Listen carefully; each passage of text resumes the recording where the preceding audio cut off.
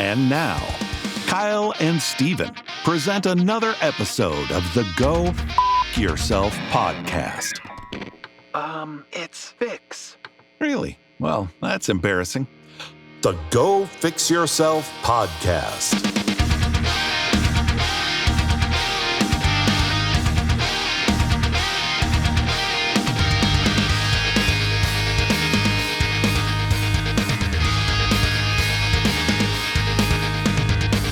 Welcome to the Go Fix Yourself podcast, the podcast where we are having people on who are fixing our knowledge on what they do. Because, you know what? We don't know much. And I know very little. Yeah, me too. I am your co-host, Steven, and sitting to my left is just a fresh off the old golf course, swinging. His arms are a little sore. But man, did he lose big time today. What a loser. His name is Kyle Redding. You were touching a fresh wound. I'm coming off 4 weeks of golf tournaments. My wife has almost left me 3 times, but we're going to stick it out at least for another week. So, one more week. One more week of change marriage. It up, dude. Yeah, thank you guys for tuning in once again. Happy to be here with Steven and a very special guest. Yeah. So before we get to our guest, we are excited because I come from the service industry. That was like my first big adult job, I guess you could say. It was like I was looking at maybe a career. I always wanted to own my own restaurant, but I never really understood how it worked. So I was a manager in restaurants. Shout out to the Rustic Goat. But yeah, so I come from the service industry, so I'm kind of still passionate about it, but there's always something about the restaurant industry that I never understood. Now, watching The Bear, if you're familiar, have you watched The Bear at all? I haven't. My food industry experience, I was at the luxurious Red Robin for a little while. I was a host. I was the host with the most. You were a hostess. I was a host. And, sorry, I didn't mean to genderfy that. Yeah, shit. but I was pretty good at my job, to be honest. Yeah, I almost got a raise one time. Oh, how many in your party? Yeah, I was pretty good. It's gonna be 45 minutes. Yeah, and then it's like empty tables. Anyway, no. So what I never really got into in the restaurant industry was the back of the house, the cooks. There was one time I actually had to get back and actually had to manage the tickets because, there was so much happening and they were down a man. So I had to get back and I had to get my chef coat on. And I had to wear the hat. I felt so fucking cool because I was manning the pizza oven and everything. And so I was really doing it. And I got a little glimpse. But I am excited because today we have our first chef on the podcast. So please welcome Tyler Howie. Yeah. How's Is that it how you going? say it last name? Yep. Howie? Howie's correct. Okay, perfect. Welcome, man. I appreciate you being Thanks here. for having me. This is exciting because I'm familiar of your work. I have eaten it several times and many times. And I'm very excited to just have you on here and talk about kind of back of the house, chef style, what got you into cooking, all that stuff. Because like I said, I'm still passionate about the service industry, even though I've been out of it for, almost 10 years. So It sounds like you want to go back. My wife just went back.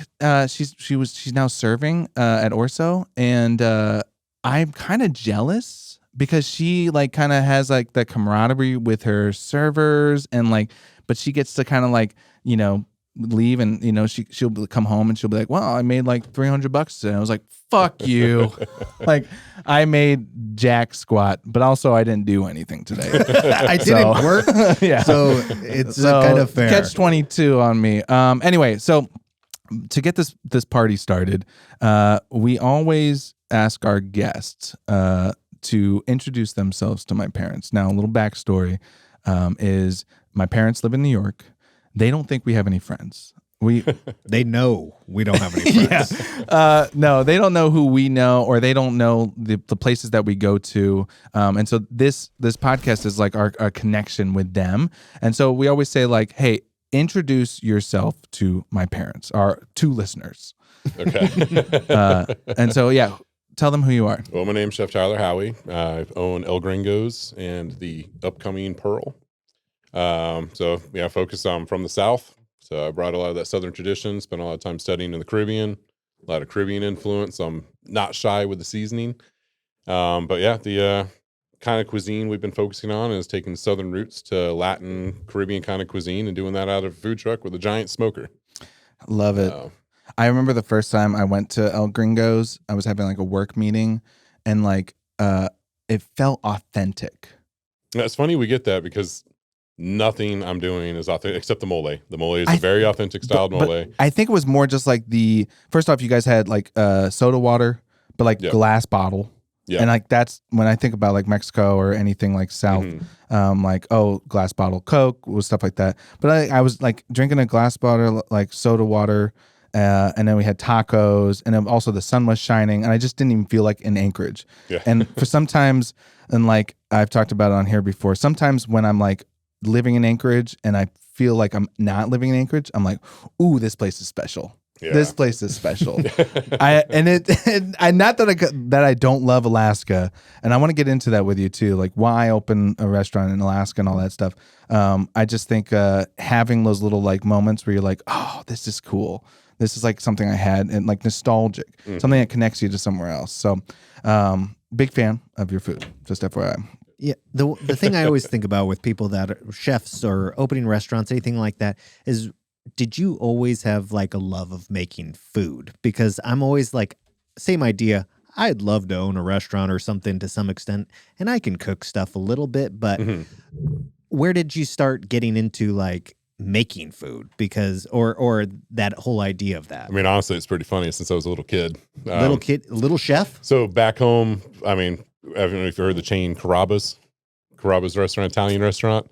It's like an upscaled version of like an Olive Garden, but the kitchen was an open kitchen, so all the flames are right there, and you could sit at the bar and watch them cook, and right in front of the wood-fired grill and everything. And Dad used to take me there all the time, and I'd get to sit there and watch them cook, and was enthralled by the flames everywhere as they're sauteing the pasta and hitting everything with wine, and just fell in love with it. And freaking fires. We'd go to restaurants all the time to eat, and it was always just a big thing for me. Dad cooked; he was a Navy chef, so it was one of those. He was always cooking for his friends, and that nostalgia and praise he constantly got about how good his food was, and people craving his ribs. And anytime we'd go somewhere, somebody would bring up those ribs. It was just that conversation that always happened out of nowhere over his food. Right. So my mom and dad would like have their anniversaries and birthdays and stuff like that. I would prep up all the food in the kitchen, make a menu, fold it up, and do the table setting. My sister would be the server, take their order, come back to me, give me the order. I'd cook it up and everything, and she would serve it. And that was my version of like playing chef, was actually standing on a stool, cooking and making omelets and doing the stuff I had seen and was replicating as a kid. Right. How old were you? Like 8 years old. Holy shit. My first combination was a vanilla omelet with white cheddar in it. Nice. Vanilla? Yeah. I'll never forget it. This is that first time I got creative with food. I was like, well, I know I like vanilla, and I've loved white cheddar, so I put put the vanilla into the egg, and then white cheddar for the cheese. And bring it back. Oh, it was so good. Bring it back. Nice. Yeah, I was gonna say, like, that's part of the thing is like I think as kids and stuff like that, you're always wanting to like create stuff and like, or be able to stamp something with your and to do name. It with something real, something that was going to be something I ate or someone else ate, and looking for that praise that my dad was getting when he cooked. And by the time I was 10, I was telling him I could do better ribs. Oh hell yeah! They were coming at him with the ribs. My first barbecue sauce was a root beer barbecue sauce. Took root beer soda and cooked it down and added the ketchup and everything and seasoned it up and did a root beer barbecue sauce. So taking the things I know and combining them together. How'd you figure out how to do all this stuff? Because I mean, just trial, just kind of whipped it together. Wanted to see what would happen. Had an idea. I watched Dad do it a few times, so I knew the main ingredients that went into things, and just kind of watched and learned. What are we talking? Eight? Like how long ago was this? That'd be between like 8 and 12. Yeah. And then when I was 13, 14, got my first job in a restaurant. Told Dad I wanted to be a chef. He's like, go get a job in a restaurant. Tell me you still want to. Oh. Laughing at me. I was like, well, go get a job in a restaurant. So I found a job. You had to sign the paperwork and all that stuff back then. And they're like, all right, we'll work you. Started off in the dish pit. Found out, how easy it was to organize. And if you could organize the dish pit, it was an easy job. It wasn't hard. So I'd go skateboard for 30 minutes, come back, knock out the dish pit, go skateboard for 30 minutes. I had it down so well, they were tired of just having me hanging out all the time. They're like, well, how about you go learn cold side? Finally, all right, let's do this. So I started doing salads and desserts, and then the baker didn't show up one day. They had no one else to do it. So 14-year-old me was left in charge of making the pies and the cakes and stuff that day. Never made a pie or cake in my life. What? Yeah, just followed the recipes, and it's the first time I collapsed a cake. Found out what that happens when you open the doors too early in an oven and collapse a cake. Son of a... Yep. I was like, what happened? I followed the recipe. Then Found out later you can't depressurize the oven when it's at that crucial point, or I don't the know cake will that. collapse. I didn't know that either. We're already look getting, at us. so we're things already you getting learn, fixed. Yeah. And well, that's what cooking is, though, is learning from mistakes. And people get too focused on being afraid of making mistakes, so they don't try new things. They don't try to get excited about what they're doing. They're trying to stay in that box, the safe Right. box. That's where I Food's live. about taking chances and seeing what happens. And I mean, some of the best recipes have come from cooks who severely destroyed a recipe. It was unedible. Hold on a minute. Let's come back to that. Then I can turn that into something and create something. One of the best recipes I've had comes from stuff like that. And a fun one was a long time ago, working at in a Whittier way back then. Was doing a Caesar dressing, and the kid messed up with one anchovy, thinking it was one can of anchovy, but a whole can hit the recipe. Whoa. 1 teaspoon of salt was messed up as 1 tablespoon of salt. So we were talking, this thing was so salty and vinegary that like went to take a bite, burnt your palate kind of thing. It was horrible. He's upset, pacing around. I'm just gonna throw this shit away. I'm just so upset. No. Let me sit on it. Let me figure it out. If anything, I can dilute it and still turn it into a good Caesar dressing. So just wait a minute. But we have these frozen blueberries, and these frozen blueberries come with like a nice syrup on the outside, so they're kind of sweetened. It's like, the blueberries should take down that saltiness and actually combine pretty well with the citrus flavor of it. Threw in the frozen blueberries and came out with a blueberry Caesar dressing, and it was phenomenal. We ended up doing banana nut bread croutons with blackened chicken or blackened salmon with a blueberry Caesar dressing on it, and it was phenomenal.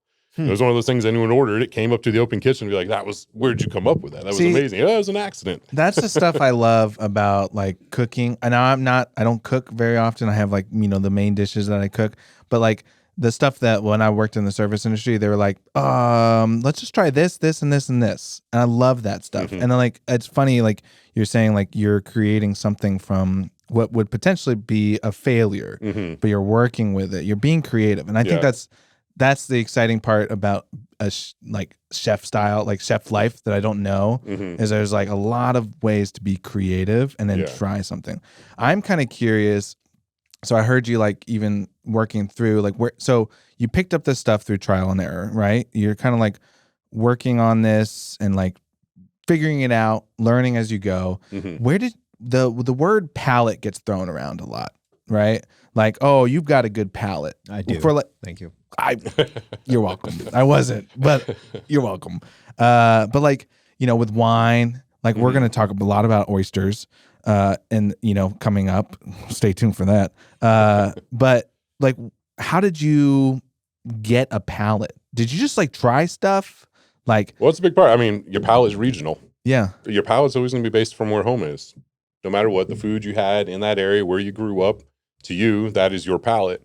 And anything else just doesn't make sense at first. You have to adapt and grow and taste and travel. Traveling is a big part of opening your palate. And that rolls into wine. Wine's not going to be tasteful to someone who doesn't have a lot of history to the smells and flavors going on in that wine. You're sniffing that wine. Yeah. You're smelling that barnyard. Well, if you haven't been around a barn to smell or see horses or be in that area, you're not going to have that visual image or that emotion attached to that smell. So that's where wine is going to be something more exciting and special to someone who has a lot more of those memories from all those different places. If you haven't been into Florida where this random rainstorm comes in that mid-afternoon and you get that rain on that hot slate and cement smell, you get that in a lot of white wines. You smell that wet cement, that hot day, cold rain hit the cement smell. You're not going to pick that up if you've never been there to witness, smell, or experience that situation. And that's like my childhood there. So when I get that smell, I get excited every time. Well, your endorphins rise. Your flavor profile is going to get excited at the same time. Your palate is adjusting to your attitude. Yeah. And that's, I mean, I'm a casual drinker. I'm not one to drink at home by myself. It doesn't taste as good at home. But if I'm out and about or I'm having food or I'm talking to people or being social, it's the flavor. All of a sudden, this beer tastes better. This wine tastes better. This drink tastes better. Yeah. Because I'm out having an experience with that drink. And I'm not just focused on the drink. I'm focused on the surroundings and what's happening and the emotions involved with the drink. Oh, I love that. So, and that's where food should be in play. And where food is emotions. I say that a lot. Food can make you happy, make you sad, make you angry. It can make you depressed. It can take you out of all those feelings all the same. Food is something that you adapt to and feel just as much as your own emotions.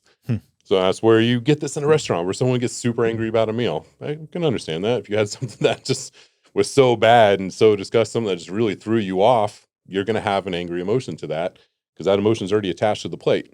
But you can have someone coming in with a bad mood, have a perfect meal, and all of a sudden they're in a happy place. They're going to be good, feeling great when they leave. They're not angry anymore.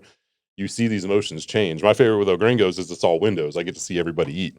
And when you see that person take that bite and do the little dance, like just little shuffle dance at the table and then take that next bite and see them enthralled with the food and just overwhelmed with how good it is, or for being very non-authentic Latin cuisine, we've had a lot of Latins come in and we're talking like 40-year-old men come up to me and be like, I've not had food like that since my mother, like 9-10 years ago when I lived in Mexico City, and have tears rolling down like that. The food gave them such an emotional experience. Damn. And that's when you know you've really done it. That's, you hit the mark. You were able to give someone that true emotional feeling. And those are the times I get real excited because I did that. I got someone to have that real emotional, touching feeling. A memory came through.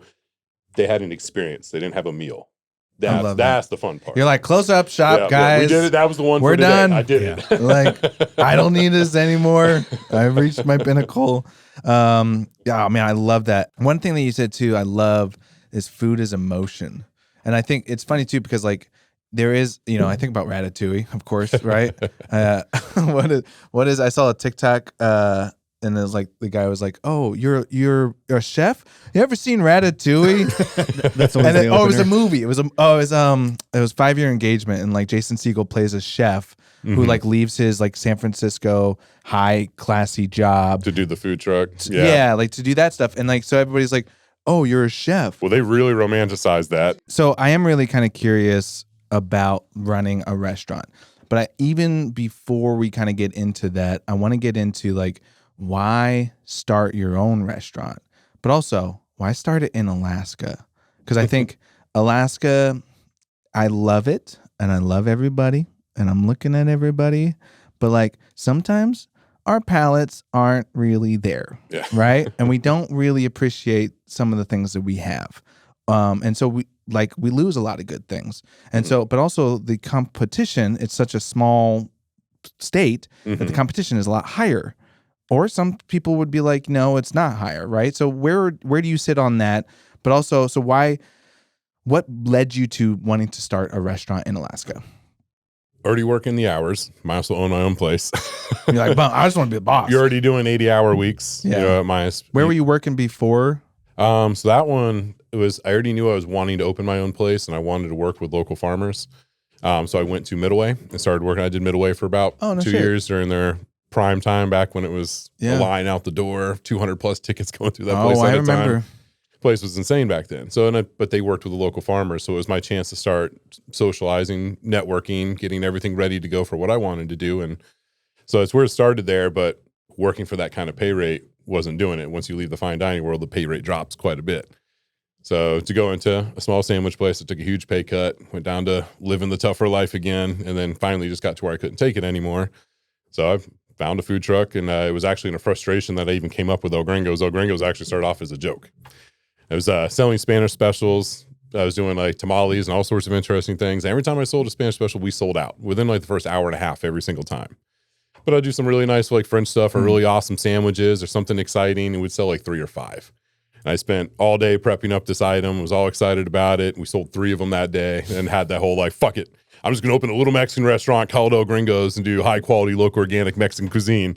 And then hanging out with a buddy later, it was probably like 2 months down the road, smoking a joint. All of a sudden I just sat up, I was like, wait, El Green Goes, like green goes, be healthy, local, organic, and doing Latin cuisine. So that's where the name came from, the El Green Goes. Hell yeah. And so the green on the go. That's what I was thinking, was if we can do healthy, local. And the initial concept for this, and especially for down the road, is to turn it into a fast food and want to try to franchise this and turn it into the healthy fast food choice with flavor. Ooh. Because where we make our bad decisions, when we're in a rush.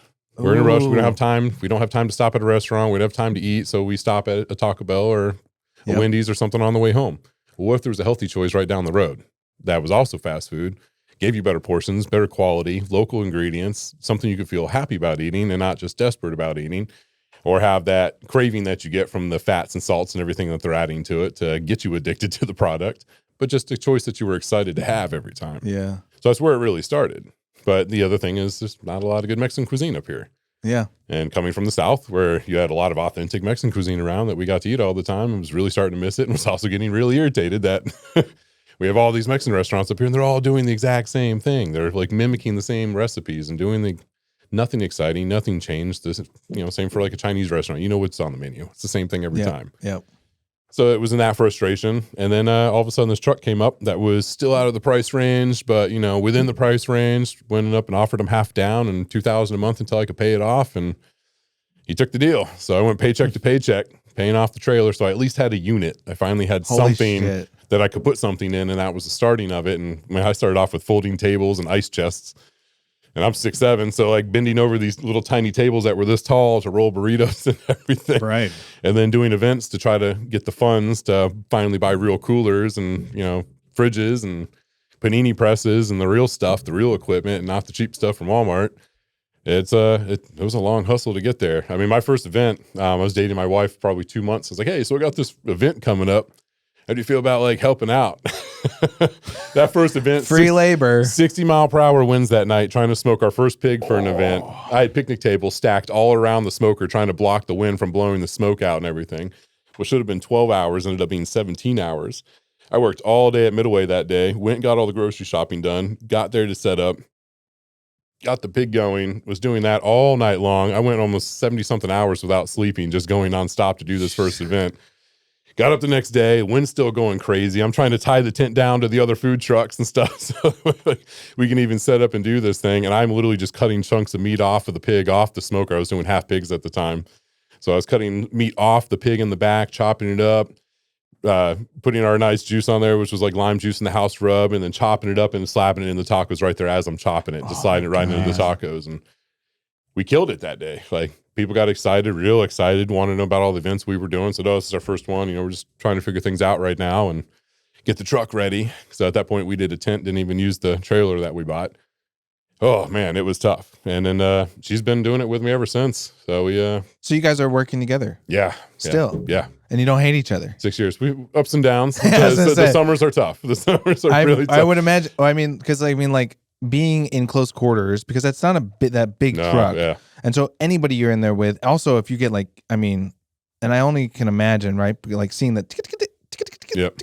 Just You're constantly coming. You're like, oh my gosh, I'm already stressed. Yeah. I'm already behind. And then now I see 10 more tickets coming through and you're just like, stop, don't take any more orders. Like, I know for the love of God, like, when I was front of the house manager and my back of the house, like sous chef, like we would get in some tiffs because like, of course, like he's like, stop taking orders. And I'm like, we can't do that. Yeah. Like we just sat like a really, we sat the governor, like we're going to take his order. Yeah. And he's like, don't take his order. So, right. You have those moments.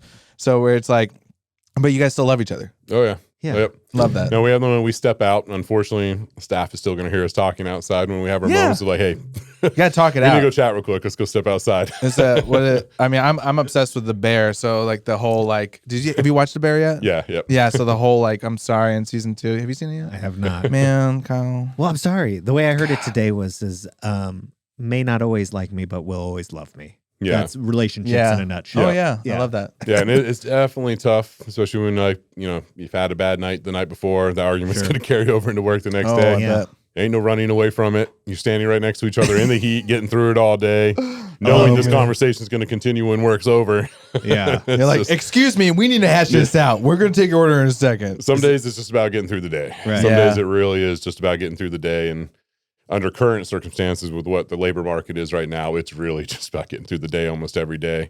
Yeah. So we're doing sales we used to do when we had 6 people in the trailer, and we're doing it with 2 and 3 sometimes Holy now. shit. And it's what we have to do to get through. And Kyle, you looking for a job? it's the new thing where the no call, no show is the style of quitting nowadays. So you can't even plan for it. You go to work that day expecting your crew to show up, and No call, no one show. person doesn't show up. So you slide one person over. Now there's 2 of us pumping out the food while one person's in the window, and there should be 5 people in there. Oh my God. And we rally out, we do the best we can. And every now and you get that Yelp comment, oh, it took 25 minutes to get my food. And wish sometimes we'd explain what we were going through. And you picked us on a random day where we're trying to survive today. Today's not normal operation. Today's survival day. And we're going to do whatever we can to survive. Right. What is it about those hard days that makes you keep coming back though?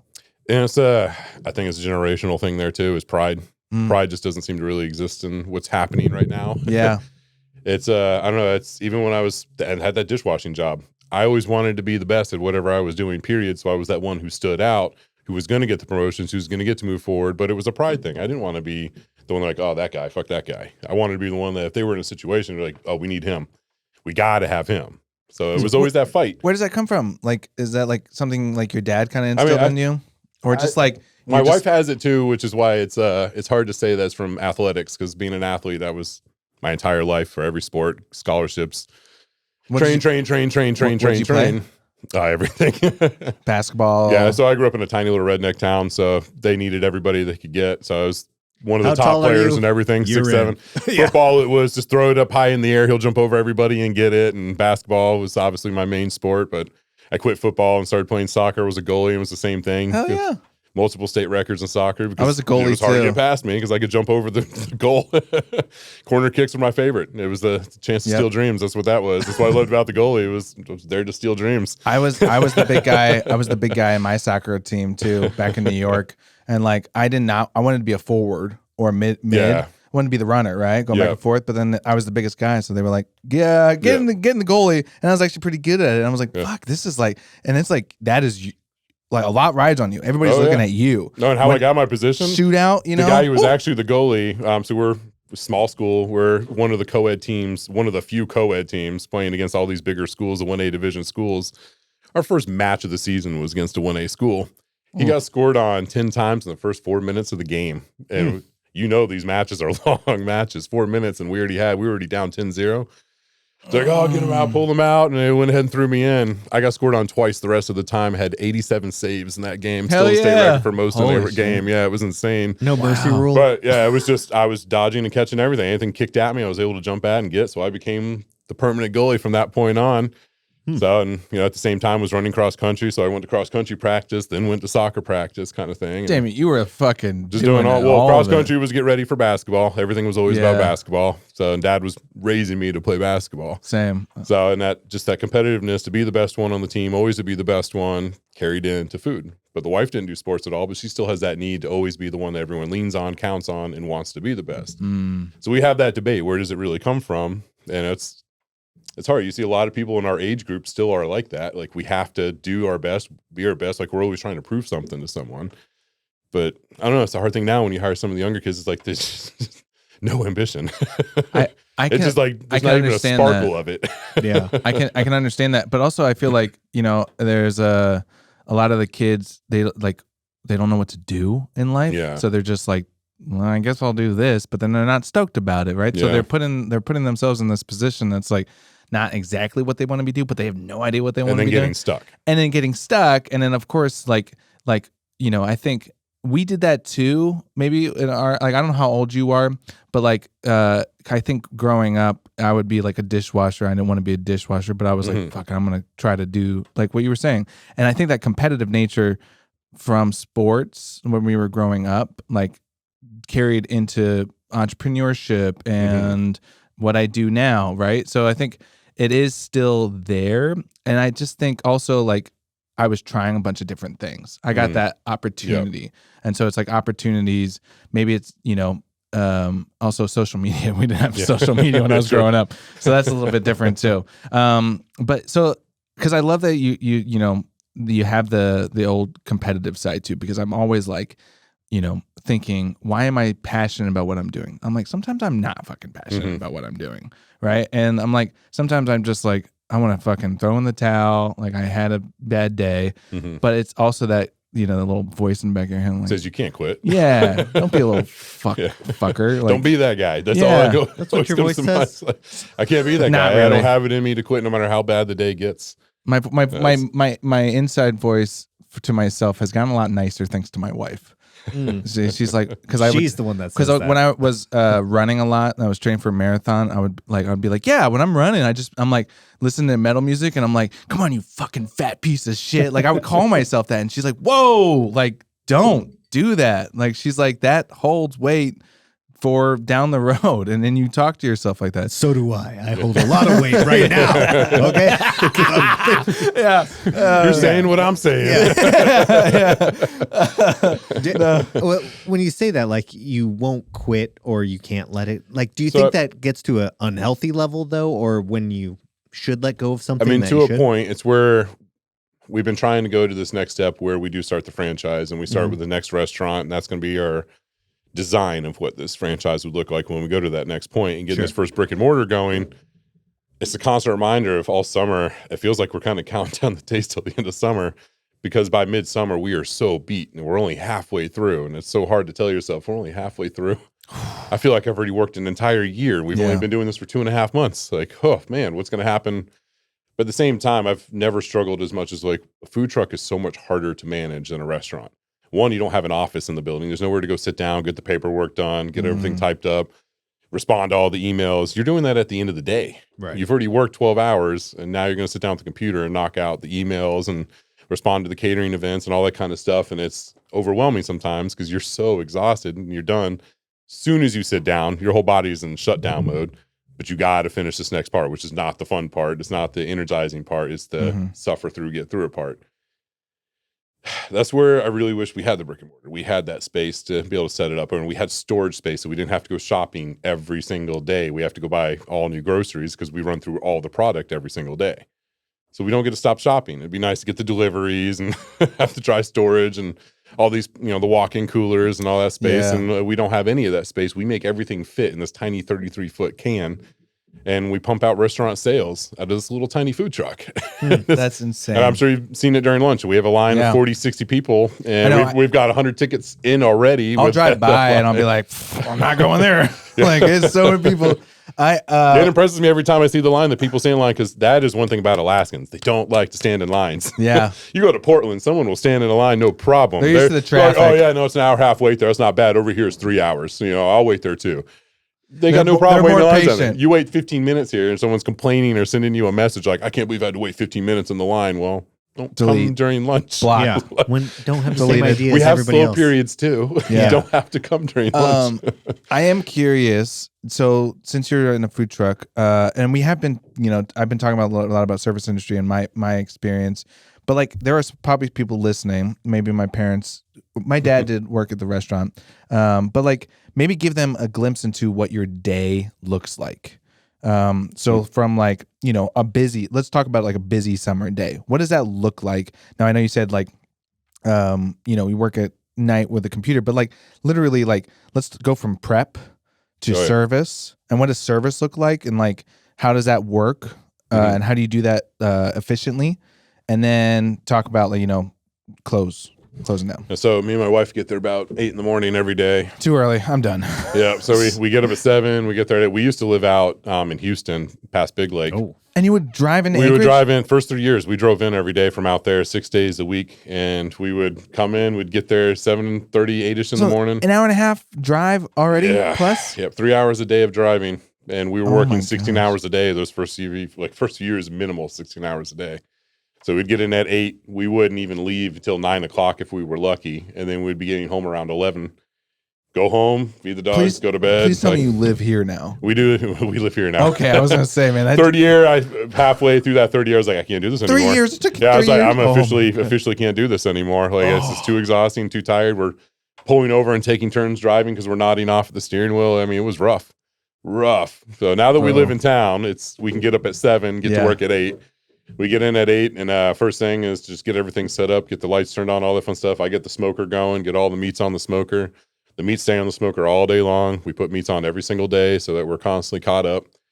Where do you get the meats? Everywhere. I mean, we went local for the first 4 years. This is the first year we haven't really been buying the local meats, mainly just because prices are just so we're buying organic instead, which is a real shame because my main focus wanted to be on local first. But with the rising prices of everything else and what we can upcharge on the menu for without getting people turned away, we had to stick to organic this year, unfortunately. So now we've leaned on the organic products at Costco, which is good, but not what we were focusing on. We're hoping that we see some change next year in the pricing market and that's something get to drop those prices. Like a lot of people don't understand is like food profit. Yeah. Like the numbers, what kills me in a restaurant, everyone's like, oh, you in a restaurant must be doing good. And when you look at restaurant owners, you profit 7% if you're killing it. If you're doing a great job, you're doing 7% profit. Average restaurants around 1.5 to 3%. Good restaurants are hitting 7%. The rock stars out there are hitting 10%. You're not making a killing off of once you get through the overhead and the cost of food and the cost of labor and rent and everything else in between. When you look at that bulk overhead of what it takes to actually run an establishment, And when they talk about like when $15 an hour was becoming a thing, yeah, it's easy to fight for that when you don't know that the restaurant's only making 7%. If labor's going to go up 5% and the restaurant's only doing 7%, now they have a 2% margin to deal with. What happens if the roof has a leak? There goes your 2%. Yeah. Now you broke even for the year. The business didn't profit. No one ever talks about that side of what the $15 looks like per person, per labor. And what we're doing now is 18 to 20 something an hour. And a lot of restaurants are struggling. They're trying to hold their prices, but next thing to happen is we got to bump up the prices, you know, and that's all these restaurants that are trying to hold still. They're not gonna be able to do it much longer because $20 an hour and the skill set now, because there's that passion, that ambition, that drive, that excitement, that pride that used to be in those jobs after the pandemic just disappeared. Nobody has that drive anymore, that passion anymore. And you're having two cooks work a position that used to be a one-man job. The one man who killed it and had pride every night, knocked that job out and was stoked when he killed it every night. There's now two people who complain about how hard the job is every night. And there's two of them doing the job that one guy used to do. You know, and it's a really hard thing to see. But now think about, you got a cold side, you got grill side, you got saute, you got bar side. You got those 4 positions now that used to be run by 5 people total, now has 7 to 10 people. What does that mean? Cold side? It's cold side being like salads and desserts, and bar side usually is if there's a bar, there's a separate part of the stations that just do the food for the bar, so that the rest of the line can focus on the restaurant side to keep flow going. So a lot of stuff won't come off the grill; it'll come off its own special station in the kitchen. Gotcha. Or sometimes it will come off the line. That's chaos. Yeah. But now those positions, you know, your labor has gone up 10% right there. So how do you manage it? You have to bump up the whole menu 10%. Some of those prices people aren't going to be willing to pay, or they're going to be upset, but they don't understand that that's what it's come to now. Right. Is when we lost that passion, we lost that drive, and we lost that need to be successful. What it came with is something that's going to affect everyone, including the employees there. When they go out to eat at other restaurants that they love, they're going to have to feel the same pain that the rest of people are feeling when they come in their restaurant. Food comes out a little bit slower now. Hopefully it comes out executed properly because the skill set's not there that used to be there with that person. And it's a struggle as a chef and a restaurant owner to constantly push, this is our quality, we will not change. We're going to do whatever it takes. You know, and it's even something as simple as the food truck doing tacos and burritos. You'd be surprised how hard it is to train someone to roll a burrito. I don't know how to do it. And to roll it right. I'm always stuff's always falling out of my shit. I try, dude. Jeez, you know? I can't tell you how many people we hire on and fix I can roll a burrito, and they roll that first burrito, buddy. You don't ever roll a burrito like that again. Please don't let me see that happen again. Yeah, see, I'm not there yet. Okay, so you get there at 8 in the morning and you're kind of prepping. Yeah, so we prep for 3 hours. So it 3 hours because we prep everything fresh. So everything's made fresh every day. Okay. So the fresca's made every day, the yellow onion, the sauces. So between that, it's just me and my wife do all the prep. So we do 3 hours of prep, and right at 11, we're opening the doors, usually finishing up those last few things. But we usually have 7 to 8 tickets already coming in most days, especially if it's a sunny day. We've already got 8 and you tickets. guys are like, do you have like every day you're like, all right, I'm taking care of this and you're taking care of this, and that's we just have our system now. So we don't even, most of the time we can even do it without saying it. Okay, so yeah, we got what the you're prep list do. written up on the board, and we just start knocking off the things that we tend to do. Gotcha. So okay. and, you know, it's as we knock through, we get through real easy. It's the prep is kind of the nice part of the day because it's quiet, it's peaceful. It's a lot to get done, but there's no chatter, there's no tickets flying at you and attitudes, and the whole rest of the part of the day is just peaceful, quiet. Maybe we put some music on the background and just rock out the morning. Nice. And then what kind of music will you put on? Everything. Yeah. I like my bluegrass, put a lot of bluegrass on. Right. Yeah. Okay. That's the southern part. Hate country, but I love bluegrass. Hey man, no shame. So, you know, we'll roll through that. 11 o'clock is when we have to have that 5-person team coming in. So that's when everyone else starts showing up is 10:45, 11 o'clock. And then, we'll rally through lunch. Now we do it with 4 people most days, 3 people, 2 days of the week. Wow. So and you're open how many days a week? We're 6 days a week, Monday through Saturday. So you only have one really full day off. Yeah. But it's not a day off. No, because like today we had to do labor and we had to go buy food to get stocked up and ready for tomorrow. And, you know, if I'm lucky, I fit in like 9 to 18 holes of rounds in and play some golf, you know. Fingers chill crossed. a little bit, go hike, take the dogs out, something simple. Kyle's ears just perked up. Yeah. So you got to make time for that. Yep. Yeah. Yeah. No, it's good stress reliever for me. Have some beers, play some golf. That's my main stress reliever. So it's and I barely even keep up my score. I just do the +1s and whatever happens in between. But I'm that guy who drives up to the green. I've got a hell of a drive, so I can drive up most par 4s, but my chipping is horrible. So even though I'm like 10 feet from the green, I'm still gonna get like par at best and probably still bogey, even though I was right there next to the hole. Yeah. Well, you're doing better than me because I can barely even drive. I'm always splicing. Is that one thing I got? With him. Yeah. So when you guys are doing this, so the lunch rush, what time does that last till usually? 11 to 2. It's really, because it's really consistent. 11 to 2. And then from 2 to 4, it's just completely dead. Like, it's really weird. 2 So that's to the 4 best time to swing by. I was gonna say. 15. Yeah, there's almost no one there. All Walk right. up, you'll have your food in 5 minutes. Like, it's really quick between 2 and 4. Okay. Yeah. And then 4:30, it starts to build up again. 5 to 7 is almost like doing lunch all over again, especially Okay. on a sunny day, because everyone riding their bikes and stuff will come swing by, and For some dinner. we just absolutely get packed out at that time. Yeah, so and it's 2 big rushes during the day is really what makes most of the day. But So it's 11 to close. What's close? 7, So 11 to 7. Dang. Okay. 8 hours. So you're 11 hours, but then Yep. that's from morning to close, and then you have you close Yep. and turn the light off, but like you're still in there. Closing is hours. It takes Yeah. all the How long does that dishes, all the take? pots, the pans, everything, clean up all that. And being a small environment, we get a little obsessive with the cleaning. So we want to make sure we're not breeding anything in that tiny environment. Oh. I didn't So think the about cleaning that. in there has got to even be more detailed than a normal kitchen, because it's very easy with the heat and the humidity and the airflow not being with hood vents on, pulling the air through. And so, yeah, we got to be very careful. No stagnant water, stuff like that's really important. So we got to detail clean. It's that a makes lot sense. of cleaning at the end. And then so what time does that usually end? Like what time are you like locking up? So if we don't have closers working with us that day, we don't get out till like 10 p.m. So it'll be about a 14-hour day. I mean, like, are you online like all 6 days? Well, or- so my wife actually pulls that part more than I do, because I'm the one who will go to Costco and pick up the stuff when we're short staffed, and Okay. she'll hold the line down by herself and knock out prep at the same time.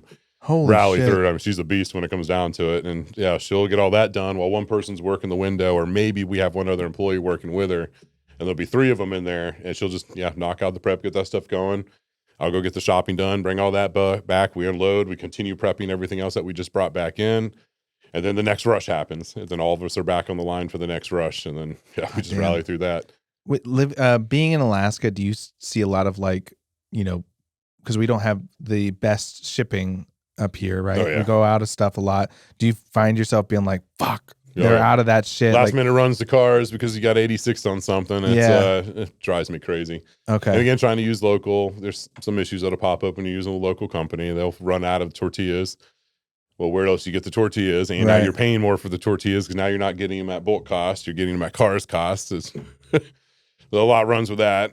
Definitely gets a little frustrating sometimes, but that's kind of some of the battle too. And also why we bounced back from the local meats this year was Yeah. having the low staff and the inability to properly handle everything. It just wasn't a good idea for us this year. So, okay. So you're closing, after a 14-hour day, but then are you going home and doing like administrative work after that? Or are you saving that for a specific, Like half the days we're doing that. If I Okay, get an email wow. during the day that I see on my phone, like, all right, we got to respond to this Bro, tonight. how much are you sleeping, dude? Not much. Most summers, during the summers, I tend to sleep 3 to 4 hours, and that's really about it. So Oh I'll still my stay up. God. I'll play some video games to calm down and You gotta, everything, and yeah. try to relax and stuff. And that's been kind of hard. Like right now, I'm trying to get back into reading my history books. I'm like writing this out oysters is what I'm trying to read the history on, and it's hard to find the energy. Sometimes I just need to dumb down and try to I get it. just kill any mood and sit back and watch a movie instead. And Yeah. And I want to get into that later of like what you do to kind of relax and like, kick back. But I am really curious. So Tessa, our producer here at the Go Fix Yourself podcast, she's the one that kind of introduced you to us. Mhm. And then even before she was like, oh, you should have him on the podcast, she was talking about this new project that you guys are working on together. Mhm. And then we started talking about it, and I was like, we've never had a chef on. I was like, I have friends, and it didn't even like really occur to me to like have my chef friends on. And then she's like, you should have Tyler on. I was like, let's fucking do it. So, I mean, first off, thank you, Tessa, for setting this up. But so I'm excited because I'm a foodie. Me and my wife are foodies, right? We love going to like special places if we're traveling. Like, we have reservations in New York City when we're going in October. So like we're already like, ooh, did they make their own pasta? Do they make their own pasta? They don't. I don't even want to go there. Stuff like that. And so we always try to go out. But when she told us what you guys were working on and this new thing, I'm like, oh my God, fuck yes. Now, You said a lot of people know about it already, but not many people do. So I'm looking at this as like a Go Fix Yourself exclusive. We'll pitch it that way. Even though it's public knowledge. Yeah, and it was kind of funny is because initially, when I started hearing people talking about it, and I'd be standing in line somewhere hearing, have you heard about this place Pearl opening up? And sitting there thinking to myself, I've only told like 3 people. Like, how many people did, Tessa's husband, Matt, who is doing this with me and been talking to us, like, how many people did you tell? Oh, I only told a couple people. I was like, it's me. I'm telling everybody. Everywhere I go. Like, everywhere I go. That's a snitch. Yeah, there's someone will bring up oysters, and then someone will say, have you heard of Pearl, the place that's going to be taken over where Bubbly was? And I'm like, how are people knowing about this when we haven't been telling anyone? But that's it got out so quick, and now everyone is asking us, when is this place open? We're dying for this place to open. And it's also is hype around it. Obviously, brings a lot of stress as well, because not only do I got to knock this out of the park, I got to knock this out of the park. Yeah. So I want to get into that, but so talk about what you and Matt, and we're talking about Matt Gill, who runs Ginger. Yep. That's Tessa's husband. So you're partnering with him on this. Yep. With them, and so talk. What is Pearl? What is it? So it's going to be a oyster champagne bar, but not just exclusively. We'll also be doing charcuterie and wine.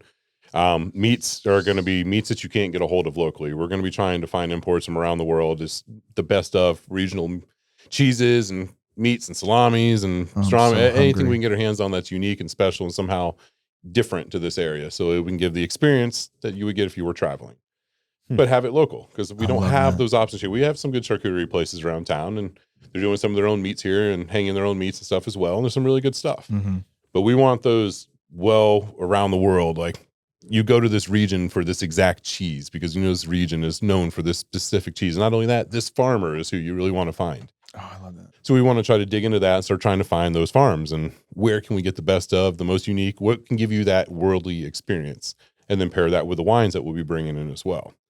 Oysters are going to be focused mostly on local, but at the same time, if there's better oysters, we're going to bring those in too. And we're going to be having a board up that tells you the salinity and the sweetness and the butteriness, so you know what type of oyster you're ordering.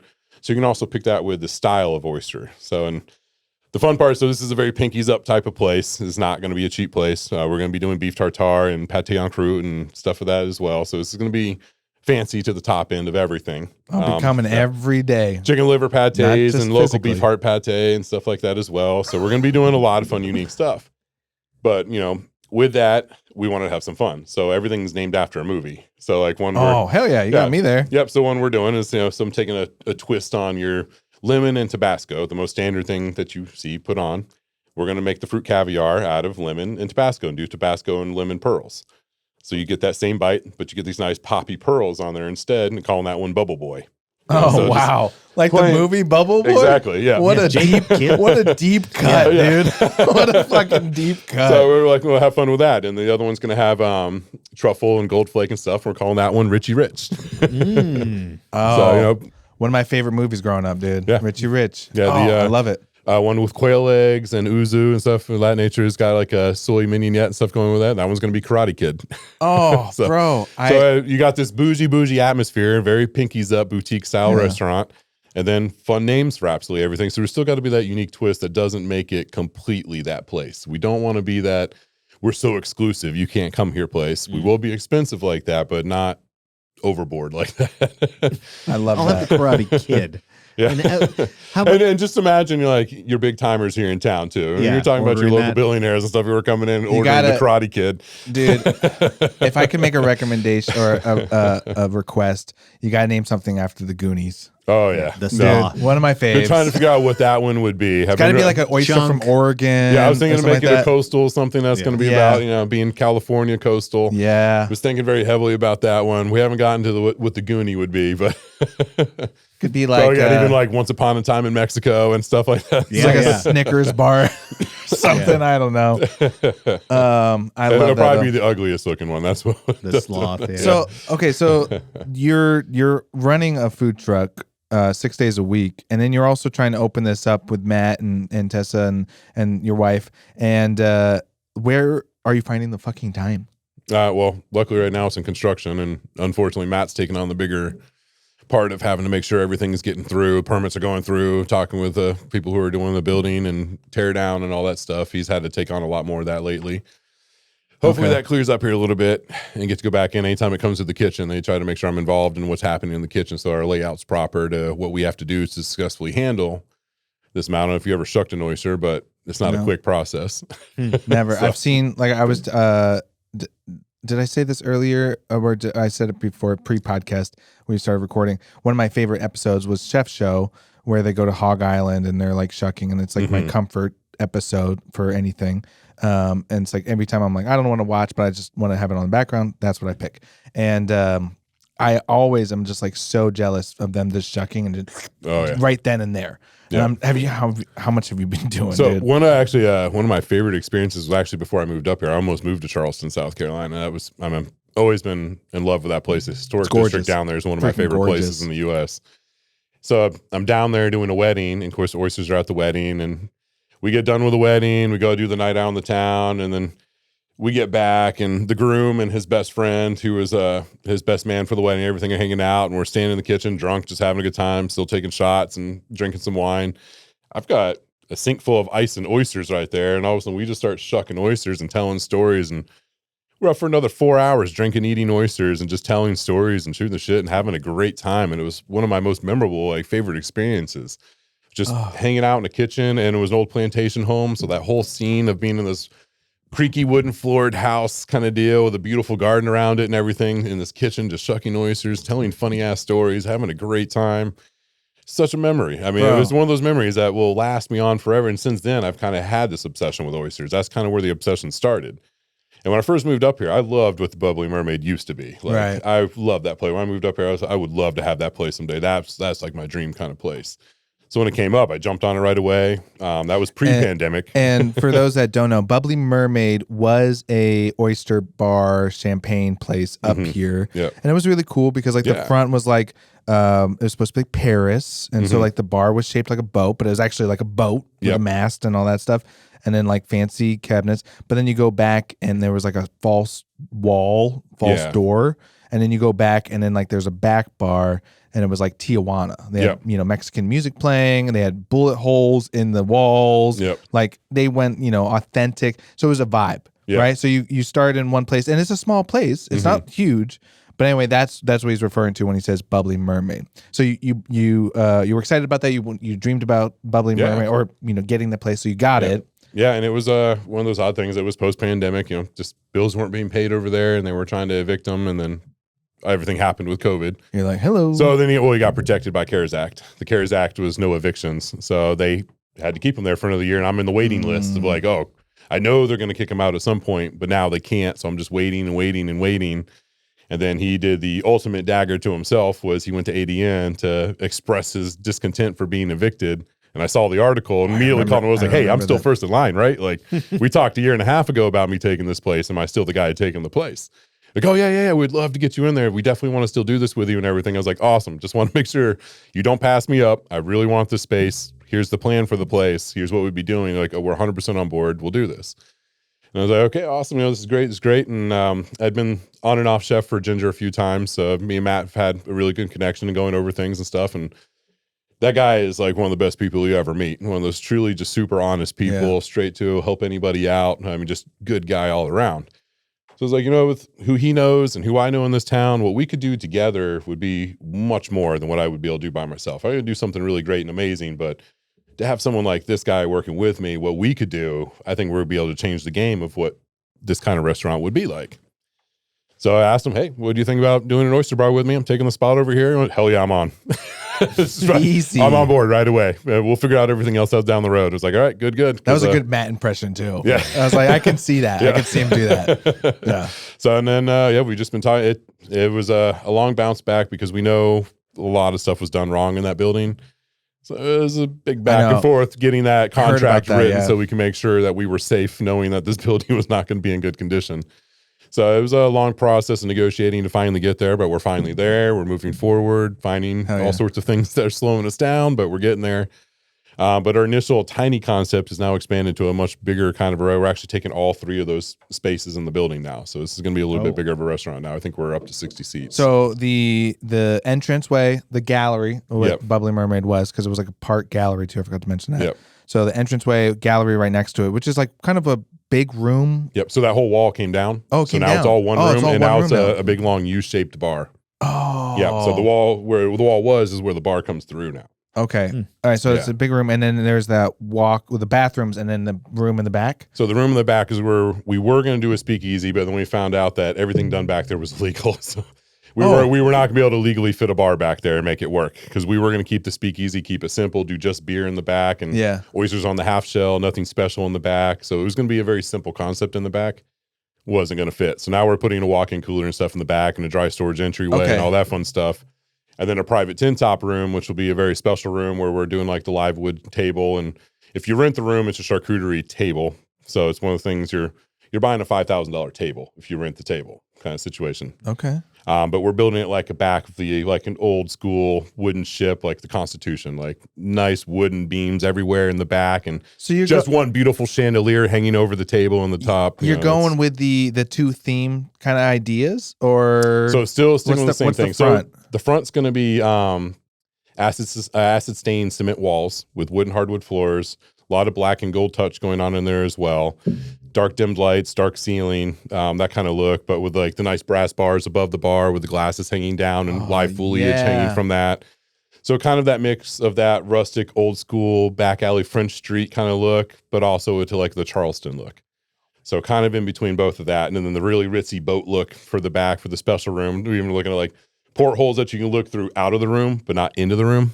So oh my god, there's that privacy to it, being able to see what's going on, and that. so that's kind of how we've looked at the space now. So then we took over the third spot, which might actually become the new entry. What is the third spot? Third spot might just be an entryway where you walk in. We'll have paintings on the wall, be where you wait to be seated. Okay. And if we're really busy, you can still order a glass of champagne or something while you're waiting. But we'll have art and stuff on the wall. Local artist stuff for sale, that kind of stuff. Nice. And then down the road, crossing our fingers, we'll get the speakeasy open downstairs. So that'll be when we have a lot of fun is with the speakeasy. God, dude, I'm excited just like hearing you talk about it too. I think it's like exciting.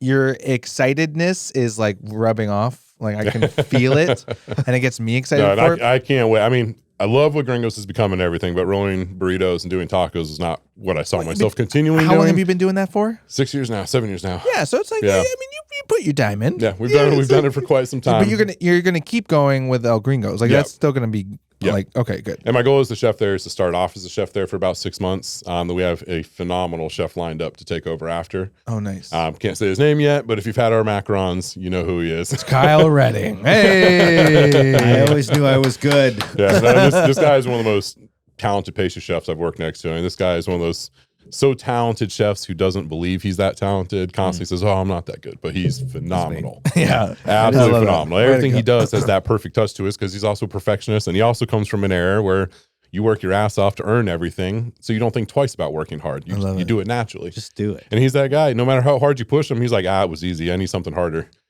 But it's way to go, bud. Yeah, I love that. He's just absolute beast, but he really enjoys what he's doing. He loves the hard work. He enjoys proving to himself he can do it.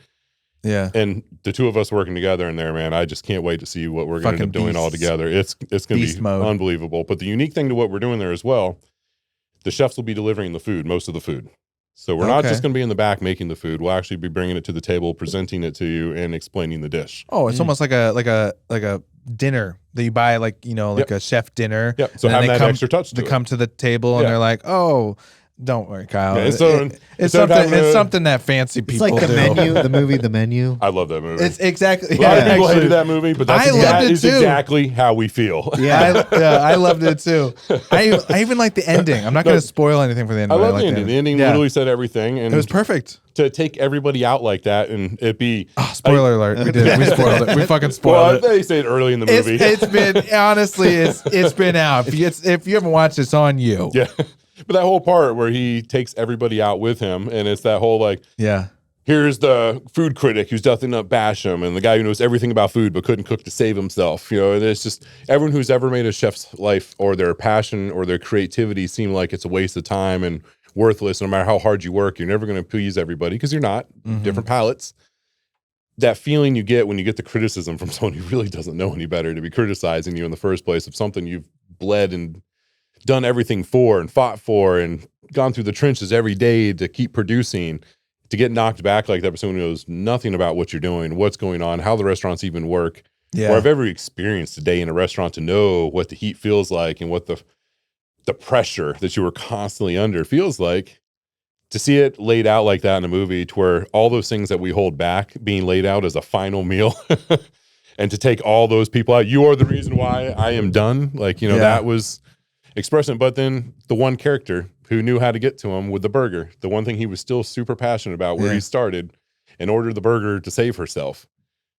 That right there is exactly it. There's that little piece of passion that's always there, that's never going to go away. No matter how far you go from loving what you do, there's still that piece of passion that brings you back every time. And he's smiling the whole time he's making that burger. This whole thing, he's serious and angry looking. I remember that. But then he's smiling while he's making this burger, the thing he was still very passionate about, the beautiful, perfect burger. And that simplicity of a simple designed food that is still what, even though he was the best chef in the world, the best thing, the thing he enjoyed the most was a simple thing like a burger. And that's kind of what street food has always been. You know, it's this very simple food with a lot of flavor, something you get excited about. And that's what Gringos was supposed to be exciting street food to get other people excited to do the same thing, to just up their game a little bit more. And let's have good food for downtown. Let's have good food for Anchorage. We don't need to do okay. We can do great. We got the chefs up here. We got the talent up here. We're having trouble making the teams, but we do have the talent up here. And the one good thing from the pandemic is a lot of those old restaurants that weren't trying, weren't putting the effort, were just sending food out to the tables, disappeared. And a lot of these new restaurants have come in with very passionate people and families who are passionate about what they do, coming in and producing some amazing restaurants. And we've got some great restaurants up here now. And it's getting better and better every year. Yep. And that's what we're hoping Pearl is this next step to that high-end side, that we're, again, producing another exciting restaurant that is special and unique to Alaska and fits in everything that's Northern Pacific. I love that. Yeah, and that's where the fun and excitement's going to come from for that. I also love, you know, the whole idea that you are, and we've talked about this a lot on the podcast, is like there is something about this city, this state, that, like, you know, people feel like they need to leave to succeed. Yeah. I mean, I fucking feel it, right? I'm a filmmaker, and, like, I feel it's the opposite, though. I feel Alaska is so dire need for so many things. That's what I want to hear. Truly the land of opportunity up here. That's anyone who's willing to put the hard work in can be successful up here. And that's what I agree with, because everybody's like, why do you stay up in Alaska? And it's like, because first off, it's small, so the competitiveness is like not many, right? Yeah. So for me, like as a filmmaker, there's like 10, like, or there's more, but I mean like 10 people trying to do what I'm doing. Yeah. And it's like, but we're also connected, right? Yep. So you got Matt too, and you're like, well, and as chefs, almost all of us know each other in this town. We all everybody's know who we connected. Are. Yeah. Everybody's like working together. I've been to many dinners where it's like been like chef this and chef that and chef this from different restaurants. You guys are all connected, and I think that's the beautiful thing about Alaska, right? You're seeing this wave of people that are like, no, I want to do what I want to do where I am. Yeah. I don't want to feel like I need to move to do something. And like you're like you said, you're bringing like an inspiration from from Charleston, and you're bringing it up here so people can experience that and feel the same like passion that you have for your food, but also like in your space. I love that, and I love that you're like, you guys are building up this city too, right? Because I think that's very important. That's part of the new downtown project, which is really nice. There's even there's a lot of they're cool doing stuff. Small loans to upgrade the buildings on the outside with super low interest rates, so you can take the money and actually should we fix up your building, make your building look nice. And we're doing it. We're buying a building, a podcast building. Yeah, go fix yourself. It's like, what are you guys doing it? We just record our podcast, so it's pretty vacant for most of the part. Yeah, we'll be in the entryway of Pearl. That's where we'll be. We once or twice a week, and then it just lays there. Yeah, we'll be there. We'll be doing live podcasts from Pearl. Actually, that would be kind of fun. Maybe someday in the future. So I'm kind of curious. You talked a little bit about, when we were talking about the menu, you talked a little bit about the negative feedback, the critics, and actually, one of the things that I remember about the menu is in the beginning when the girl's smoking, and then the boyfriend was like, "Oh, don't do that; it ruins your palate." And then the critic. Now, of course, I can't take credit for noticing this. I read it because I was obsessed with the movie for a bit, and so the critic, who was like criticizing his food in the newspaper, was smoking. Yep. So it's just like a little bit of like, oh, she doesn't even know what she's talking about. Oh yeah, no. And then when she makes the comment about the runny sauce, and he gives her a whole bowl of sauce. Dude, it was I was like, I felt, because I could feel, I was like, this guy who wrote this movie was like definitely worked in the back of the house. Yep. Like he knows how they feel. So dealing with that negativity and still fucking going. Yeah. That's the one thing I'm like, okay, like how do you work through that? And then you could talk about, like you said, it's knowing you're video not going games. to appeal to everybody's palate because of smoking and drinking and everything else in between. That's adjusted all of our palates and changed them. Someone who smokes a lot needs more salt. It may be the perfect salt for me, for probably 80% of the people who eat with us, but that person who smokes heavily, they're going to need more salt. Right. You know, it's a guarantee. It's, you know, that for sure. If you can tell that's a smoker and you're making that dish and you got to see that, you would add more salt, but you don't get to see that. Right. So you're going to make it the right way, the same way every time. And you're going to get that one negative person who's like, oh, it wasn't salty enough. It lacked flavor. Well, yeah, of course it lacked flavor because your palate can't pick it up. So how do you deal with that shit? It's just a no. Just knowing you're Just gonna, like, your goal is to hit 99%. You know you're gonna have that one person, so try to hit 99%. You're never gonna hit 100%. Shoot for the 99. And if they have a serious thing to say that you can tell was something that went wrong with the plate, and you know it was a kitchen mistake, accept it, fix it, take care of it. But if it's someone just being an asshole, I just brush that off. They're probably just having a bad day and using us as a place to get the energy out. And that's a lot of the time, unfortunately, the servers are the ones who pick up on that. yeah. Someone comes in having a bad day, everything's going wrong in their life, they're going out to eat with some friends, and that one person at the table is going to be an asshole.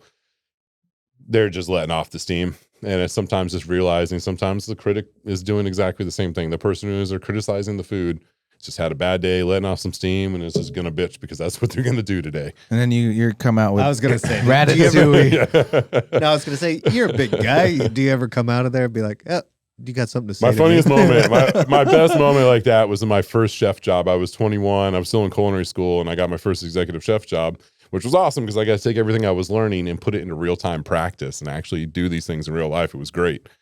But I had this guy come in and order a duck breast, and I'm cooking it. He's ordering it medium rare. I'm cooking it medium rare. Sends it back 5 times. On the 5th time, he tells the server to tell the chef, you don't cook duck like steak, you cook it like chicken.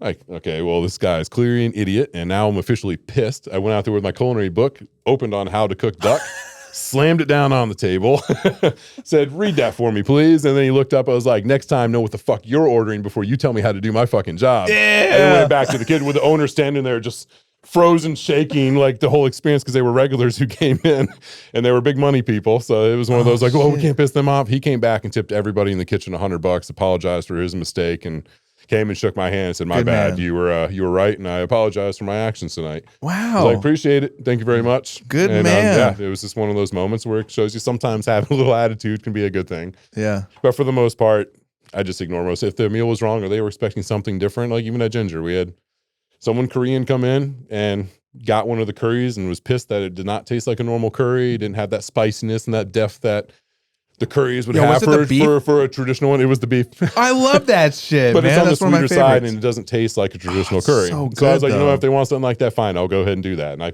whipped up the seasoning and everything, tossed the meat in the seasoning, did it the traditional way. Tabasco Yeah, sauce. you throw the meat in the pan, saute it up, deglaze it a little bit with a little bit of white wine vinegar and some uzu, and then threw in the coconut cream and whipped up a beautiful curry, sent it out to them. Nothing but happy afterward. And they were there, nothing but irritation, anger, and going off on the server and just all this attitude.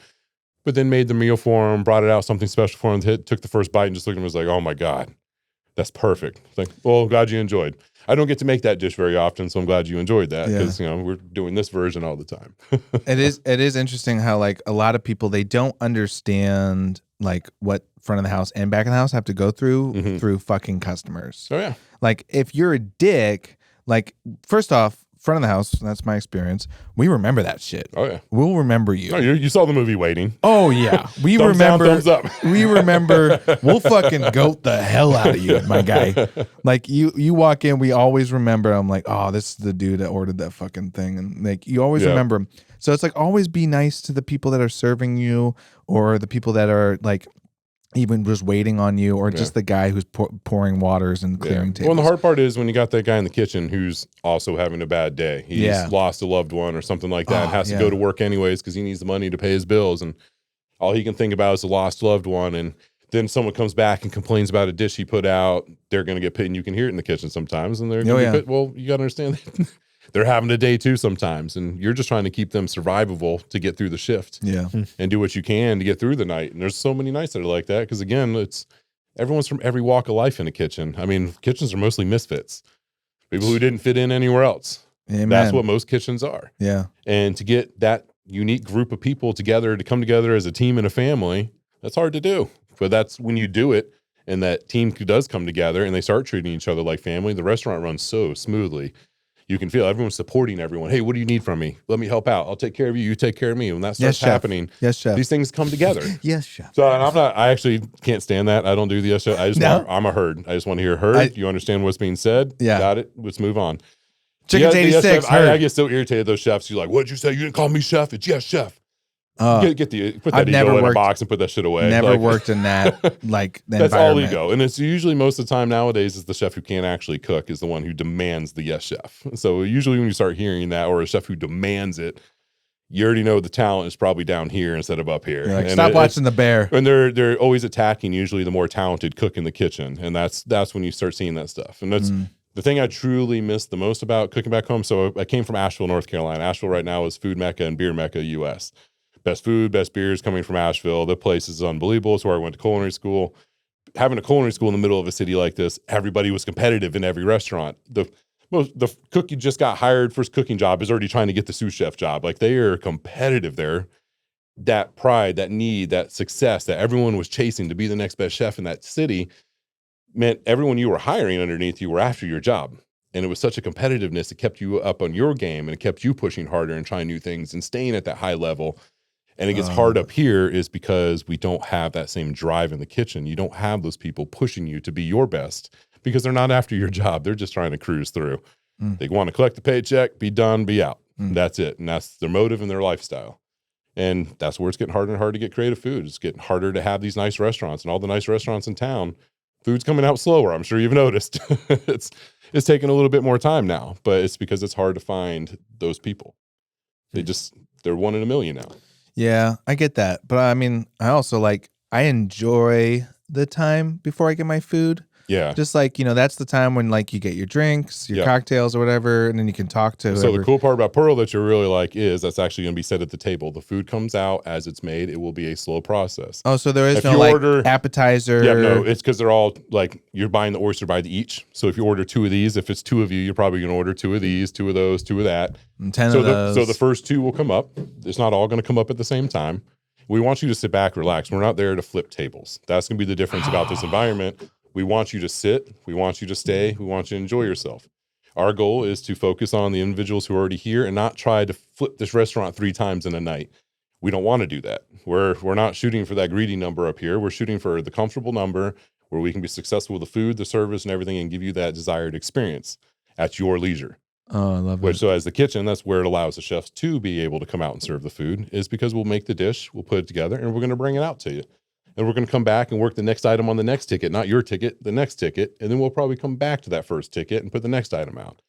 So it's to keep you at a leisure feel. Experience. Yeah. And that's something I haven't seen done before. No. And what I'm excited to see is the reaction to that. And again, instead of having a server regurgitate what the special is, have it said from the person who is excited about their special they put together. Yeah. And all the things that came from, where they got this regional item from, and this regional item from, and how it came together to create this. And with us also working with Turn Against Ceramics and having them help us build plates for the oyster. To have an oyster that fits the theme and the plate all together is meant to be a full-on experience. We don't want you just to have the food. We want you to have an experience. And with something like an oyster, that's one bite. That one bite's got to be a very impressive bite.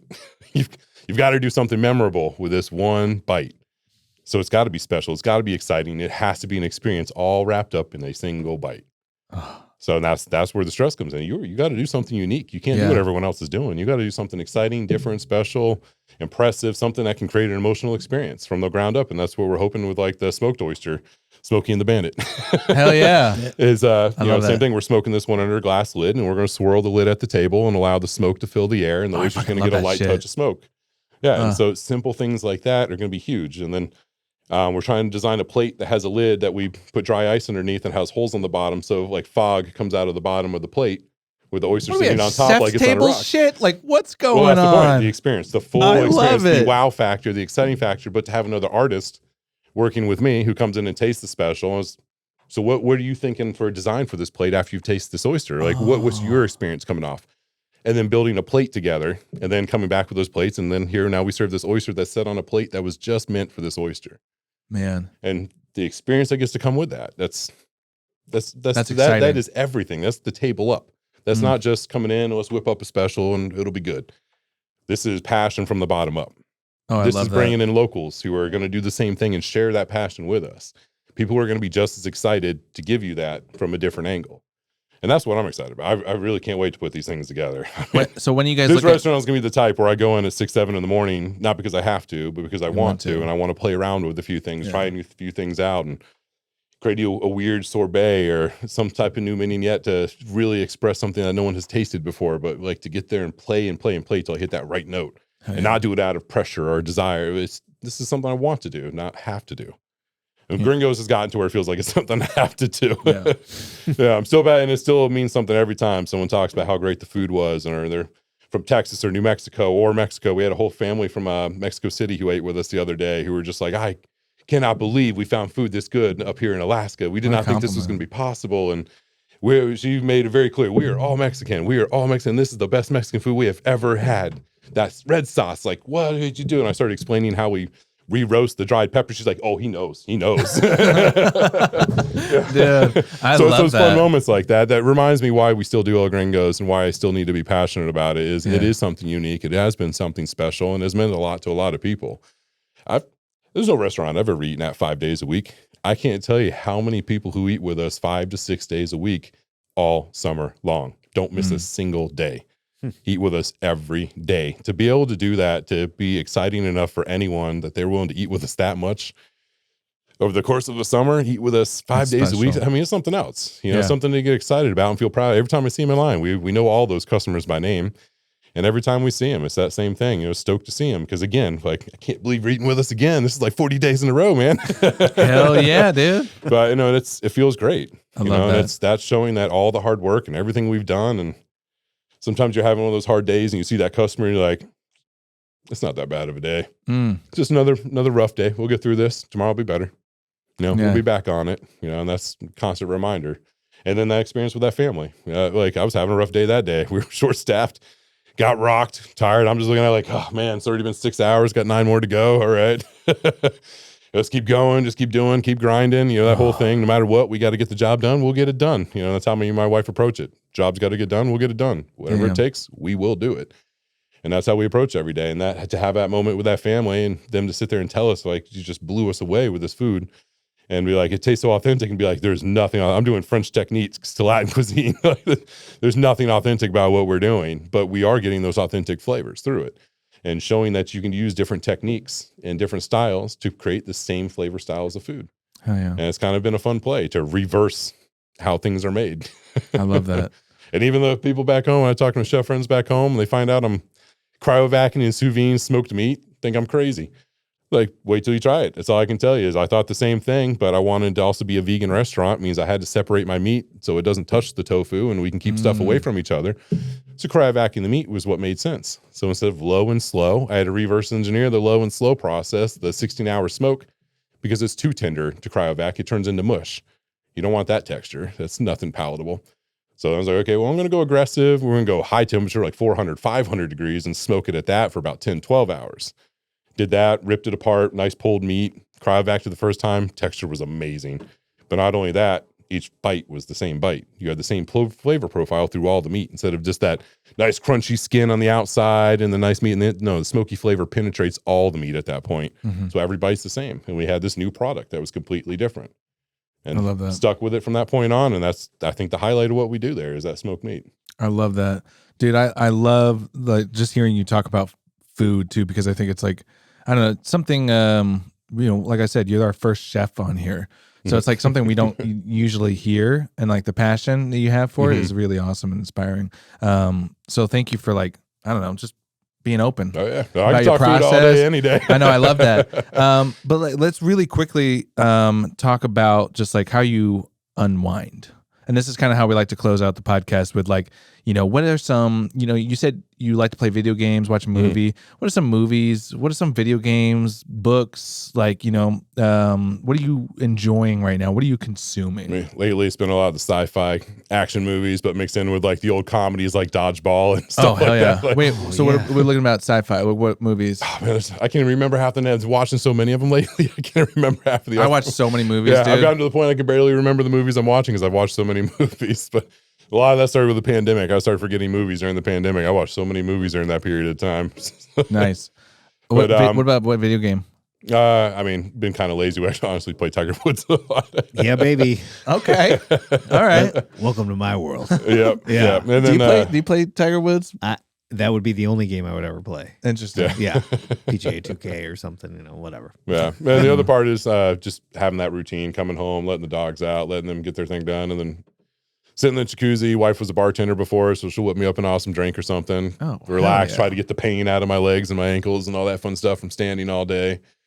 So minimum 30, 40 minutes in jacuzzi to try to loosen up the muscles that are all tight and try to reduce the pain for what's going to be the next day. Well, yeah, 4 hours until you're back at so work. we make dinner or we have to DoorDash. There's times like we're leaving 8 o'clock and I've already ordered DoorDash, so hopefully it's getting there by the time we get home because we're going to eat, let smart. the dogs out, go to bed. It's funny, like a lot of people are like, "Oh, you work at a restaurant. You must eat really good." And you're like, "I don't eat at work. Like I eat at home." It's a weird thing. When you're in the closed. heat, you have no hunger. Like when you're in the heat like that, you just don't feel hungry. But as soon as you cool down, you're like, "Oh man, I'm starving." No, I've been eating all day. And now it's like, "Oh man, I had the good food back there, and now I'm going to eat something crappy because It's all I available. was too much in the rush then to eat." So it's I don't know, it's kind of interesting trade-off that you end up doing. But when things are running smooth, we actually come home and make dinner. We'll grill some steaks off, do some potatoes and stuff like that. We got a lot of kale and stuff growing in the yard, so do some kale and did a chicken roulade a few nights ago. Just still do some of the fun stuff. Shit, and, yeah. So Okay. still have some of those really good meals, and the wife does phenomenal curries and stuff. So she'll knock out a curry if I'm too tired to cook. She'll cook up. Man. So she actually honestly probably cooks more for me than I cook for her, oddly enough. And a whole day of cooking, and you're going back, and you're cooking a little bit more. Yep. And then lately Damn. it's been with the oysters. We'll buy a couple dozen oysters a week and come home and practice a new menu yet, try some new flavors out. And she's wanting to learn to shuck, so she's been practicing shucking and doing all that fun stuff. And that's a hobby I should get into. Yeah. Be like, just shucking. Like, Steven didn't pick up golf or painting. He picked up shucking oysters. Yeah. Very expensive. Very expensive Quite hobby. the shucker.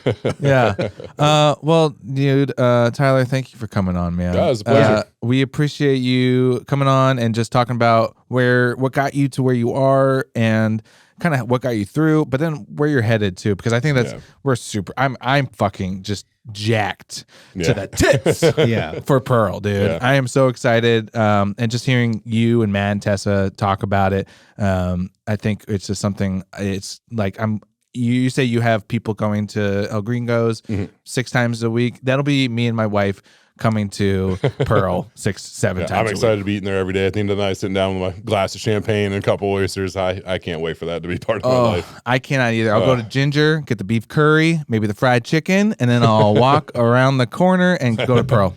Or El Gringos. I don't know. Anyway, well, where can people find you? Social media? Where can people, El Gringos? So El Gringos is El Gringos AK, ELGRENGOS AK. And you can find us on Instagram, Facebook, Gmail. All of it's the same thing. Okay, Yep. nice. Pearl, we haven't got anything set up yet. We'll be setting up our webpage and Facebook soon. It's just saying coming soon. We have our logo and stuff done. So we'll Did you have get the that. domain name?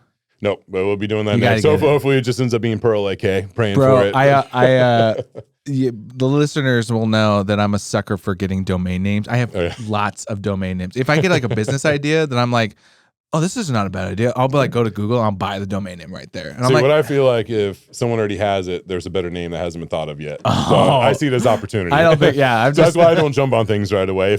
It's also why I don't ever write down my specials or anything like that. If I'm going to recreate that dish, I'm probably going to do, even no matter how great I thought that dish was, chance it could be better. So next time around, that's why I don't write any of the recipes down, is when I get done, that meal was experience that happened one time, won't happen again. That's how I like to approach specials, and that's how I like to get home, and everything else in general is just I get an idea, a concept, I build off that, and I create it. But I never write it down. Really? Yeah, never write the recipes down. I don't ever take pictures of my food. None of that. For me, it's about the experience that was presented, and that was it. And that's the same thing. So when Pearl opens up, I won't even be putting my name on the menu. I have no interest in that. That's not what it's about for me. It's about the food, the experience, and what happens. The chef who will be taking over will be putting his name on because this is his first chance to be an executive chef. His first chance to put his name out in a chef. We're as valuable as our name. Our name is what gives us the ability to get paid enough to keep doing what we do and be able to handle what we go through. So this is his first chance to go out and do this. So we're putting his name on when that time comes. Wow. I've done what I've wanted to do. This part's about me having fun and putting myself out there in an exciting way, but I don't really care if people know who I am or what I'm doing. This is about the food and the presentation and the excitement. So that's the difference of where I used to be to where I am now. Back in the day, pride moment was having that name on the menu. Like, yes, I got my name on the menu and this is all me. And then you start to realize who you become when you care about how much your name is on that menu. And you change, your food changes. The way you handle the kitchen changes because now you get overly stressed about very simple things because it's your reputation on the line all the time. To let go of the ego and just focus on the food again has been a big part of what I do now. So it's even if you look up El Gringo's, you don't see my name anywhere on anything. No interest in that. Like other than my Facebook page where it says chef and chef owner of El Gringo's, that's the only way you would ever find out. Other talking to me. So it's one of those things I just don't care about any of that stuff anymore. It's really just about the food and the environment and the experience. So I don't do the recipes, don't take pictures of the food. It's built up in that same thing. If I care too much about that image, then that means I didn't really care about the food and the flavor and what was actually happening. I cared about the picture too much, or I cared about how I was presenting myself too much. You know, that's what I want it to be. Even though this is a pinkies up type of place, I don't want that like to be coming towards me that way. I don't want it to be so focused on me on the plate. I want it to be about the plate. Sure. And that's what I'm excited about Pearl. Pearl's just a chance to just put good food out and be excited. And I get to talk to the customers when I bring out the plate and, explain the food and everything like that. And that'll be the chance to find out. Yeah, and that's, I think, a unique way of trying to approach some of these things now is to try to just let go of the ego, especially in an environment where we don't have compassionate people working next to us. That ego's got to go away because that ego is going to wear them out quicker than they're already getting worn out, which is quick. That's a journey in itself, though. Death, like killing your ego, that is a journey in itself, man. It was a weird thing to think of one day. I had gotten a little too focused on that, and that's also why I left fine dining for a while. Was I got a little overly focused of the image of myself being the chef and all that kind of stuff, and also started to hear the yes chef thing so much around the kitchen. I was like, I really don't like this. I don't like the way this feels and the formality of what it is to be in the kitchen now. We're supposed to just be a team, and I'm the coach. That's really what it's supposed to be. You're the guy who trains the team, leads the team to go through the victory every night of winning that night. Because that's what it feels like getting through a night. And that's how I want them to feel at the end is we won. We did it. That feeling you get when you won a basketball game. Get a little trophy. Like, not the trophy that MVP you just get. You cutter. earned that trophy. MVP of slicing the cucumbers. For being a great shucker. Yeah. Oh, man. The mother of shuckers. Yeah, the mother shucker. Oh, dude. We were talking about doing shirts with the mother shucker shirts. I was going to say, that's a t-shirt idea right there, man. Go shuck yourself, or something. We'll do a specific episode. Go shuck yourself. The shuck off competitions and stuff like that. We've talked about doing some fun stuff like that, having a shuck off. Oh, yeah. I'm there. I am in. Well, Tyler, thanks again for coming on, man. Yeah, it was a pleasure. We're excited. So thank you. Yeah. You ever want me on again for stories, man? I got stories for days. Oh, boy. Don't tempt us with a good time. Part 2 over oysters. Yeah. Oh. Okay. I mean, the best one of the funniest ones actually involves Stone Cold. That was when I was 14 as that dishwasher job, and I'd gotten online as a cook. Oh, man. The manager / executive chef kicked me off the line because I was new to the line. Stone Cold comes in to eat, orders fried chicken, everything. Steve Austin? Stone Cold, yeah. Stone Cold Steve Austin came in. He was at the Harley rally in Cherokee. What? So he was stopping by there because we were the one place in between. So he's there for the Harley rally. Comes in to eat. They're all like, oh, Stone Cold's here. Got to make sure everything's perfect. So orders fried chicken, which comes off my station, pushes me off the station. He's like, I'm taking care of this. We can't fuck it up. Oh, no. Like, all right, buddy. I'm only the guy who does this every day for the last 3 months. But okay, yeah, you go ahead. You show me how it's done. Sends out raw chicken. He bites into it, raw as shit in the middle. Chicken comes back. He's pissed at the table. He goes up to the table and tells Stone Cold, I'm the one. He's like, oh, the young kid we got back there fucked it up. We'll take care of it and everything like that. I didn't know this at the time, how it got played, but he came back, yelled at me for not telling him what the chicken was first. Like, you mean the way it always is? Kind of situation. This is how the chicken always is. So he remakes it and then goes back out and everything's fine. I'm outside skateboarding. I have my 66 Mustang at the time then too. And I had just seen him on Barrett Jackson buying a California 66 Mustang. So Stone Cold steps out in the back, and then I step out there, and he's walking around my car, checking out my car, and like, hey, how's it going, man? I was like, it's my car. What'd you think? Just saw you bought that 66 California Barrett Jackson a couple weeks ago. He's like, hell yeah, I bought that car. It was a great car. He's like, what you got here? And we started talking about the car. I was like, so how was your raw chicken? He's like, oh man, was that you? Were you the young kid in the back? I was like, what? And he's like, yeah, he said the young kid in the back fucked up the chicken. I was like, no. I got kicked off the line. The manager cooked your chicken, kicked me off the line, said we can't have any mistakes. He walked straight into that kitchen, full Stone Cold style, yelling at him like, how dare you blame that kid for all this? I mean, like, went off, and I'm sitting there just like, yeah. Oh my God. Did he give him the stunner? Oh man, I'm just like, 'cause his face was red. He's just pointing at him, yelling at him, going off on him, and I'm just sitting there like, yes. Oh, get what you deserve, such an baby. amazing moment. No, it was so good. Did you get a picture with him at least? No, To commemorate the moment? Every celebrity I've ever cooked for or been around or anything, same thing. No photos. No images. It's not a big thing to me. You're not sure. Never cared for celebrities or any of that kind of stuff either. Love it. Yeah, it's just, I don't know. They were the lucky ones in life. Hey. That's all they were. Yeah. Well, man, that's a good story to end this podcast on. I like it. Yeah. All right. We'll see you Thanks, guys Tyler. next week. Thanks, man. Yeah, my pleasure.